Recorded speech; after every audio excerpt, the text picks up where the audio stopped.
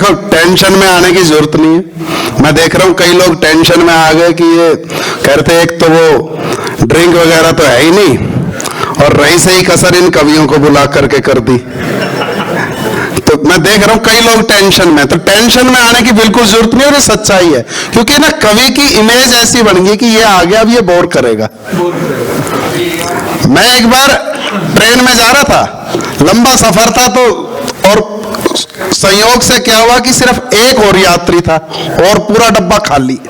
मैं कि यार 10-12 घंटे का सफर है, थोड़ा टाइम पास कर लिया जाए।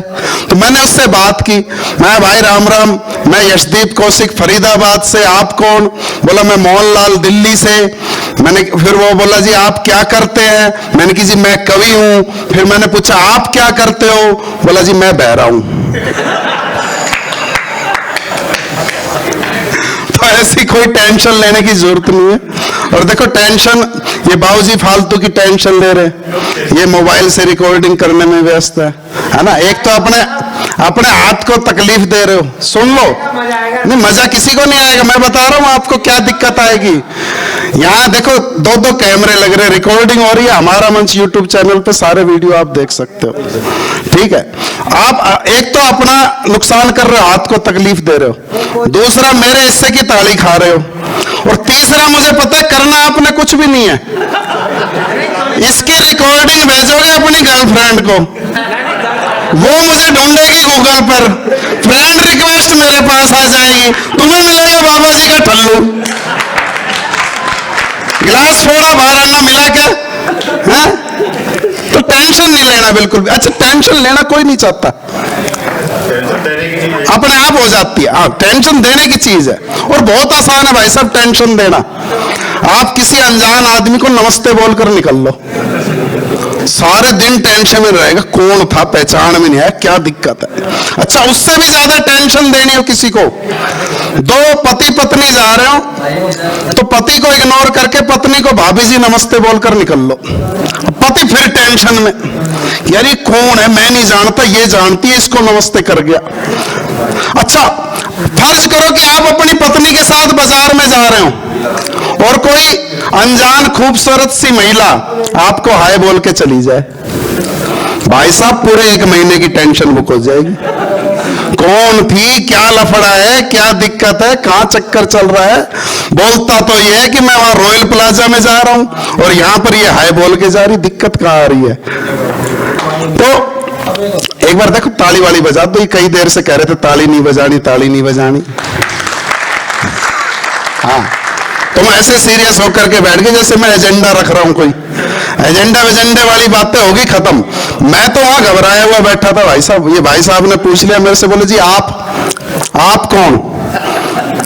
मैं कि जी मैं वही हूं जिसकी तलाश हो रही है। जय बोल रहे थे ना 2500 की पर्ची कटेगी, मैं वही हूं। तुरंत जी बोले यार गए थे नमाज पढ़ने, रोजे गले पड़ गए, घर जाऊंगा घर वाले कहेगी क्या लाए, रसीद दे दूंगा, 2500 की पर्ची कटवाया। तो ये फालतू में, ये भी टेंशन में आ रहे थे। ऐसे हो जाती है टेंशन, लेना कोई नहीं चाहता पर हो जाती है। वो कहते हैं ना प्यार किया नहीं जाता, हो जाता है। ऐसी टेंशन की नहीं जाती, हो जाती है। और कहां से हो जाती है टेंशन? कि टेंशन हो जाती है बिन बुलाए मेहमान से, हमारे जैसे कि टेंशन हो जाती है बिन बुलाए मेहमान से, नेता को मतदान से, बढ़ती हुई महंगाई से, घर में घुसो लुगाई से, सरकार को आंदोलन जीवी से, दोस्त की सुंदर बीवी से, पोल्यूशन से, पॉपुलेशन से, नौकरी में रिजर्वेशन से। टेंशन हो ही जाती है, टेंशन हो ही जाती है, टेंशन हो ही जाती है। किसी ना बाबूजी आप भी रहने दो, अकेले क्यों तकलीफ कर रहे हो आप? आज अभी तो उन्होंने नहीं बजाई, आपके अकेले की वोट से मैं क्या करूंगा? हाँ ये टेंशन में बजा, टेंशन हो ही जाती, किसी को मोशन की, किसी को प्रमोशन की, किसी को लफड़े की, किसी को झगड़े की, किसी को बिन बात की और किसी को हर बात की, किसी को बिन बात की, किसी को हर बात की। आशिकों को ब्रेकअप से, चोर को लॉकअप से, बकरे को कसाई से, कवि की लंबी कविताई से। टेंशन हो ही जाती है, कभी लंबी लंबी सुना दे तब भी टेंशन हो जाती है। हाँ इतनी तालियों से मेरा और मेरे बच्चे पल जाएंगे। आपका बहुत बहुत आभार। हाँ, बजाओ तो ढंग से बजा दो। अच्छा, ऐसा नहीं है कि आपकी तालियों से मेरी कविता कोई बहुत अच्छी मानी जाएगी, ऐसा कुछ नहीं है। हर कवि को तालियों की जरूरत पड़ती है, चाहे कवि छोटा हो चाहे बड़ा हो। और क्यों इन कवियों को तालियों की जरूरत पड़ती है, वो मैं कारण बता देता हूं आपको, ताकि मेरे बाद जब सुनहरी लाल जी आए तो इनको थोड़ी कम मेहनत करनी पड़े आप लोगों से तालियां बजवाने की। कि जिस तरह से गीत को संगीत की, गुरमीत को हनीप्रीत की।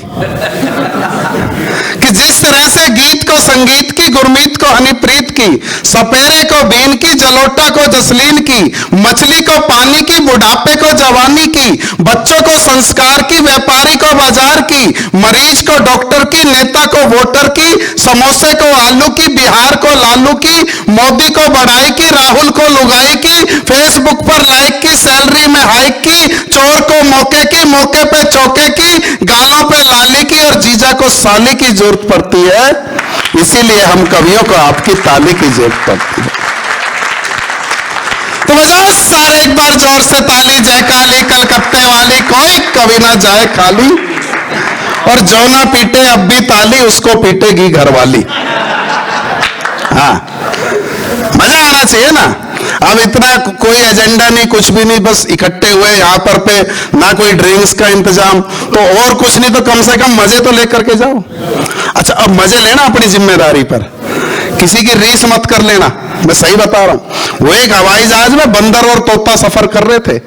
तोते ने अचानक घंटी बजा दी। एयर होस्टेस आई, बोली हाँ जी सर बताइए मैं आपकी क्या मदद कर सकती हूँ। तोता बोला मैं तो मजे ले रहा था। बंदर ने कहा यार ये बहुत बढ़िया अच्छा तरीका मजे लेने का। बंदर ने भी घंटी बजा दी। तुरंत आई एयर होस्टेस, हाँ जी बताइए मैं आपकी क्या सेवा कर सकती हूँ। तो बोला जी मैं तो मजे ले रहा था। अब भाई साहब दोनों को मिल गया खेल, कभी तोता घंटी बजाए कभी बंदर घंटी बजाए। एयर होस्टेस हो गई परेशान, उसने जाकर के कर दी पायलट से शिकायत। पायलट को आया गुस्सा, वो बोला इन दोनों को नीचे फेंक दो। अब उड़ते हवाई जहाज से जैसे ही दोनों को नीचे फेंकने लगे, तोते ने बंदर से सवाल किया, बोला उड़ना आता है? बोला उड़ना तो नहीं आता। बोला फिर क्यों मजे ले रहा था? हाँ, तो रीस नहीं करनी कि बेबसी में मजा नहीं आता, बेरुखी में मजा नहीं आता। परंतु कुछ लोग ऐसे होते हैं दोस्तों जो बेबसी में भी मजा लेना जानते हैं और बेरुखी में भी मजा लेना जानते हैं। हमारे शर्मा जी जैसे पूरे आनंद में। शर्मा जी आपको सल्यूट करता हूं मैं। एक बार शर्मा जी के लिए तालियां बजा दीजिए। और ये गुप्ता जी यहाँ बैठे हुए इस समय देखो क्या टाइम हो रहा है, 9 बज गए, फोन पे बात कर रहे हैं। इस टाइम या तो उधार वाले का फोन आएगा या जुगाड़ वाले का। अच्छा, जो गुप्ता जी की पर्सनैलिटी है, उधार वाले तो बिल्कुल नहीं लग रहे।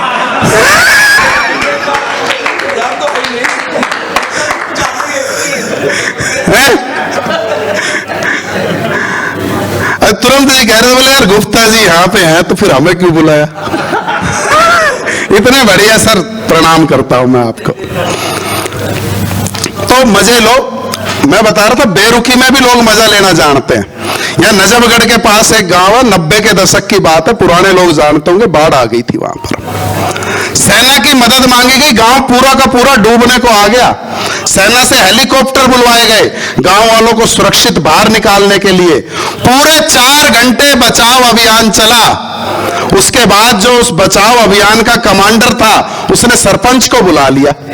बोले भाई हमें बताया गया था इस गांव में 500 लोग रहते हैं, 1500 हम निकाल चुके, 500 अभी भी दिख रहे हैं मेरे को।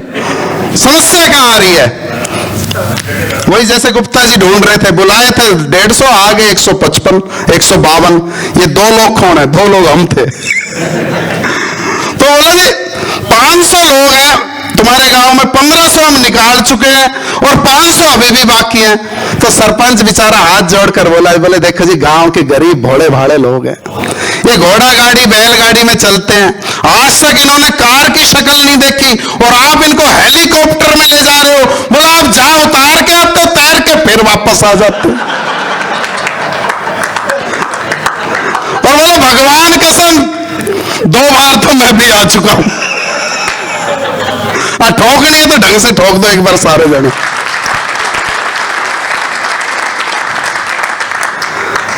अच्छा देखो, राजनीति की कोई बात नहीं करूंगा मैं, और करूंगा तो सिर्फ आपके आनंद के लिए करूंगा।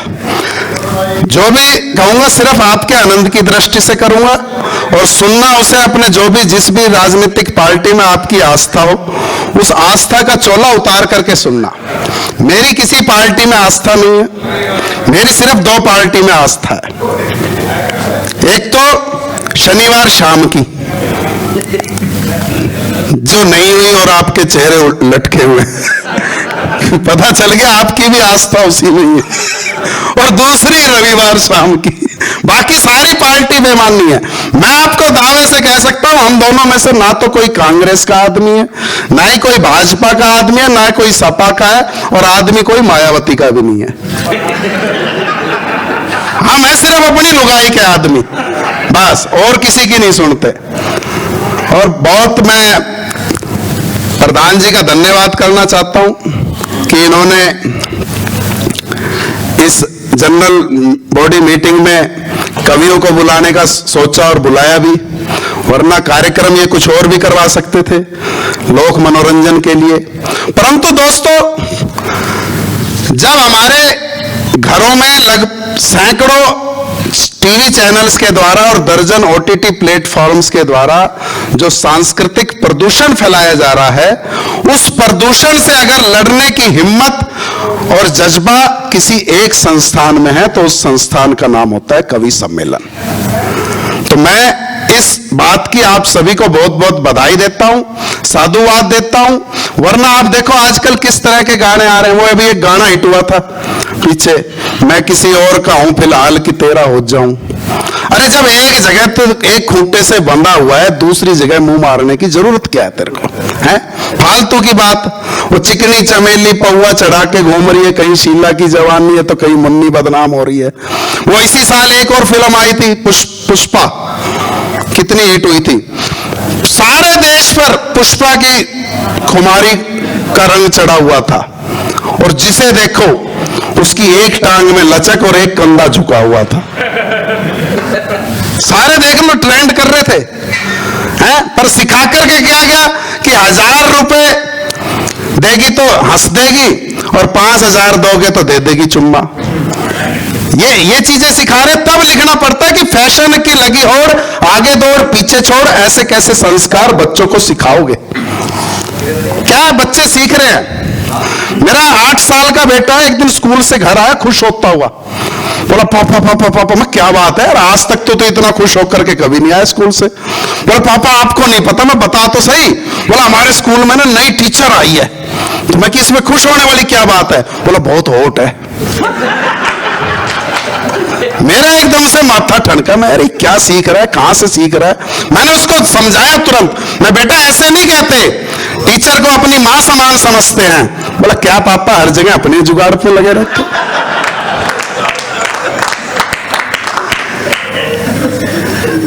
कि फैशन की लगी होड़, आगे दौड़ पीछे छोड़, ऐसे कैसे संस्कार बच्चों को सिखाओगे? तो फिल्मों में नंगापन, गालियों का है चलन, आजादी के नाम पर और क्या दिखाओगे?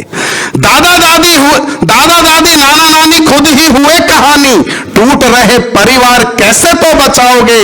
जब बोए हैं बबूल फिर कैसे खिले फूल, जागे नहीं अभी घर बैठ पछताओगे, जागे नहीं अभी घर बैठ पछताओगे, जागे नहीं अभी घर बैठ पछताओगे।